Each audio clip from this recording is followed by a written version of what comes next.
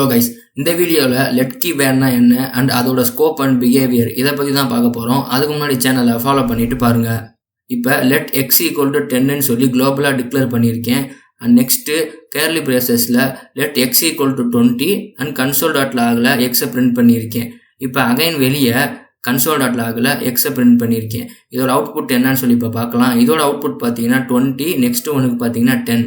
இப்போ இது எப்படி வந்துச்சுன்னு சொல்லி பார்க்கலாம். ஃபஸ்ட்டு ஸ்கோப்பில் 2 டைப் இருக்குது. ஒன்று global scope and function scope. Function ஸ்கோப்பை பிளாக் ஸ்கோப்னு சொல்லுவாங்க. ஏன்னா அது 2 கேர்லி பிரேசஸ்குள்ளே இருக்கனால அது ஒரு பிளாக்காக எடுத்துக்கும். இப்போ லெட் கீவேர்டை பொறுத்தளவுக்கு அது ஒரு ஃபங்க்ஷன் ஸ்கோப் தான். ஏன்னா இது குளோபலாக டிக்ளேர் பண்ணுற வேரியபிளை ஒரு இதில் ஸ்டோர் பண்ணும் அண்ட் ஃபங்க்ஷனுக்குள்ளே இருக்கிறத ஒரு இதில் ஸ்டோர் பண்ணும். ஸோ இது பார்த்தீங்கன்னா வேர் கீவேர்டு மாதிரி மாடிஃபை ஆகாது. ஒன் ஸ்டோர் ஆயிடுச்சுன்னா அது ஸ்டோர் ஆயிரும் அப்படியே. ஸோ அதனால தான் இந்த இடத்துல குளோபலாக டிக்ளேர் பண்ண எக்ஸ் ஈக்குவல் டு 10 பார்த்தீங்கன்னா பிரிண்ட் ஆயிருக்கு.